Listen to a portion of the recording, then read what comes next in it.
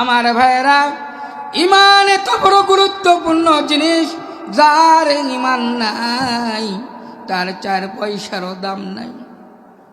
রাসূলের সাহাবী হযরত খুবাইব রাদিয়াল্লাহু আনহু এমন ইমান এনেছিল, ইমান আনার কারণে তাকে দুনিয়া থেকে বিদায় করে দেওয়া হয়েছে।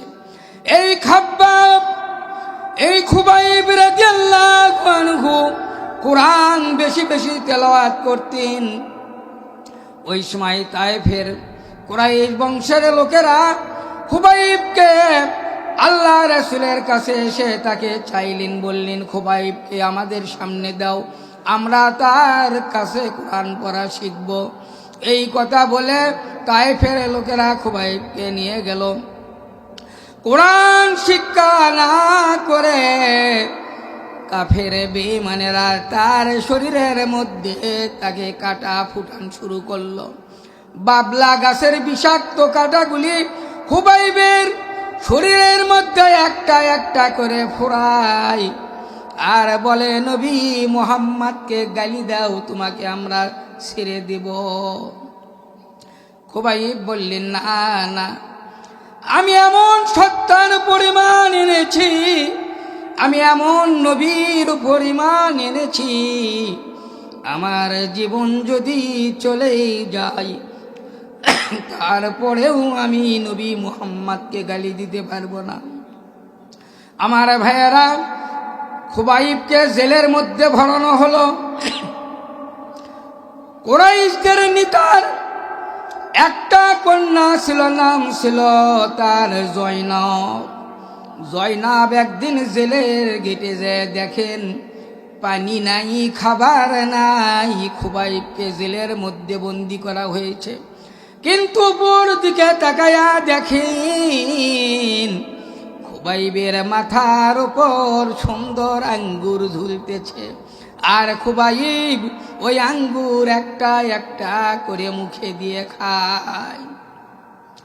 জয়নাব জিজ্ঞাসা করলেন, খুবাইব, এই জেলের মধ্যে তোমাকে বন্দি করা হয়েছে, খাবার দেওয়া হয় নাই, পানি দেওয়া হয় নাই, কিন্তু তোমার মাথার উপর আঙ্গুর কেন দেখা যায়? খুবাইব বলেন, রে জয়নাব, দুনিয়ার জালিমেরা আমাকে খাবার না দিতে পারে, আমার আল্লাহ রব্বুল আলামিন জান্নাত থেকে আমার জন্য আঙ্গুর পাঠিয়ে দিয়েছে। বলেন সুবহানাল্লাহ। আমার ভাইয়েরা, জয়নাব তার বাবাকে যে বললেন, আব্বাজান, যে মানুষটাকে হত্যা করার জন্য এত ষড়যন্ত্র করলা, পানি দিলে না, খাবার দিলে না, তাকে অনাহারে মারবা, কিন্তু আমি নিজে দেখতে পেয়েছি নিজে চোখে, আল্লাহ জান্নাত থেকে তার খাবারের ব্যবস্থা করেছেন। সুবহানাল্লাহ।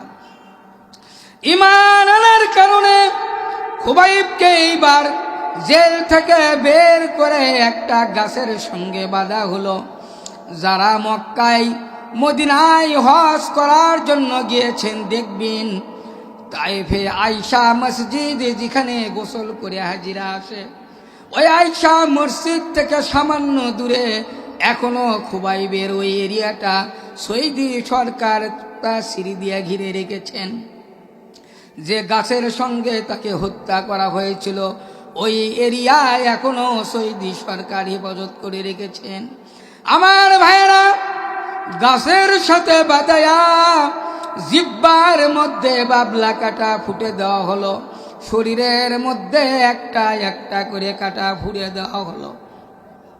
খুবাইব শুধু আল্লাহকে ডাকে, আসমানের দিকে তাকায়া 2 হাত তুলে বলে, রব্বুল আলামিন, যে জালিমেরা আমাকে অনাহারে রেখেছিল, তোমার নবীকে ভালোবাসার কারণে যে জালিমেরা আমার উপর এত অত্যাচার করে, তুমি সাক্ষী থাকো, আমি ওই নবীকে ভুলি নাই, তুমি প্রভুকে ভুলি নাই, আমি ঈমান হারা হই নাই, যদি আমার জীবন চলে যায় তারপরে ঈমান নষ্ট করব না।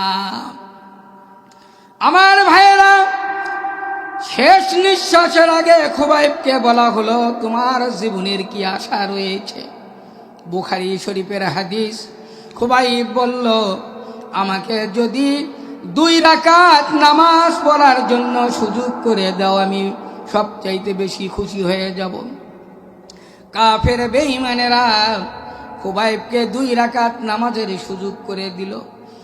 হযরত খুবাইব নামাজে দাঁড়ায়া ছোট্ট সূরা দিয়া নামাজ পড়েন। তার মনের মধ্যে চিন্তা হলো, আমি তো বহুত বড় বড় সূরা জানি, বড় সূরা দিয়ে যদি নামাজ শুরু করি নামাজে দেরি হয়ে যাবে।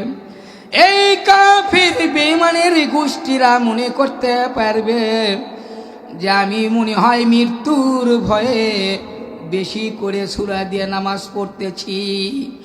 আমার নাকের মধ্যে জান্নাতের সুঘ্রাণ পাইতেছি, আমি আর বেশিক্ষণ দুনিয়ায় নাই। এই কথা মনে করে তাড়াহুড়ো করে সালাম ফিরালাম। আবার আমাকে গাছের সঙ্গে বাঁধা হলো, আমাকে ফাঁসি দেওয়া হবে। এমন সময় খুবাইব কিবলা দিকে মুখ ঘুরায়। কাফের বেঈমানেরা কল্লাটুকু তার অন্যদিকে ঘুরে দেয়, বারবার চেষ্টা করে কিবলা দিকে মুখ ঘুরানোর জন্য।